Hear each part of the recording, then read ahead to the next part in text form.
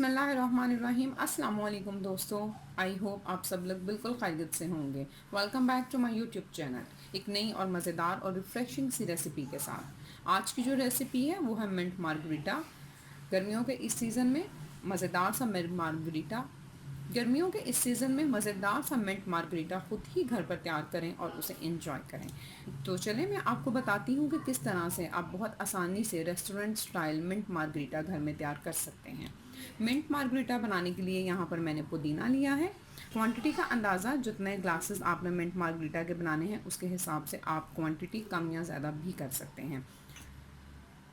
2 tablespoon के करीब मैं यहाँ पर शुगर का इस्तेमाल कर रही हूँ। 3 टेबलस्पून मैंने यहाँ पर लेमन जूस लिया है और टेस्ट के मुताबिक एक चुटकी या फिर 1/4 टीस्पून के करीब यहाँ पर काला नमक हम इस्तेमाल करेंगे। उसके साथ ही साथ क्रश की हुई आइस हम इसमें इस्तेमाल करेंगे और साथ ही साथ हम कोई सा भी सोडा वाटर जो है वो ले सकते हैं। तो चलें, सबसे पहले हम ग्लास को गार्निश करने के लिए ये मैंने एक लेमन लिया है। इस लेमन को मैं इसके किनारों पर अच्छी तरह लगा दूँगी। इस तरह से इसको लगाने के बाद ये शुगर में हम इसको कोट करेंगे और ये देखें, इसी तरह से हम अपने दूसरे छोटे ग्लास को भी कर लेंगे। ठीक है, तो अब हम इन तमाम चीज़ों को ब्लेंडर में डालकर ब्लेंड कर लेंगे। जी, तो ये एक ब्लेंडर मैंने ले लिया है। इसके अंदर मैं पुदीने के पत्ते डाल दूँगी। पुदीने के पत्तों को मैंने अच्छी तरह से धो लिया था। ये पुदीने के पत्ते इसमें चले जाएंगे और साथ हम इसमें क्रश की हुई आइस डाल देंगे। अब काला नमक भी इसमें चला गया। आप अपने टेस्ट के मुताबिक काले नमक और चीनी का इस्तेमाल कम या ज़्यादा भी कर सकते हैं।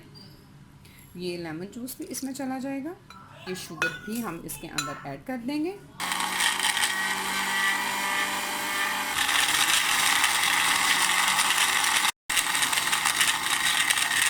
जी, तो ये देखिए, इसको हमने अच्छी तरह से ब्लेंड कर लिया है। अब हम इसके अंदर सोडा वाटर ऐड कर इसको दोबारा से अच्छी तरह ब्लेंड कर लेंगे।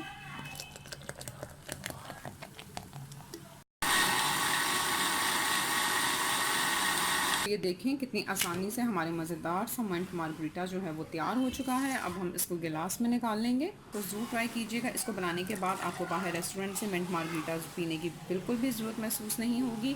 के साथ ही साथ अगर आप मेरे चैनल पर नए हैं तो kindly subscribe to my channel और साथ ही साथ बेल बटन भी दबाइएगा ताकि मेरी आने वाली हर नई रेसिपी सबसे पहले आप तक पहुँचे।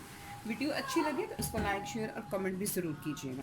अपना बहुत सारा ख्याल रखिएगा। इंशाल्लाह एक नई रेसिपी के साथ, तब तक के लिए thank you very much and अल्लाह हाफ़िज़।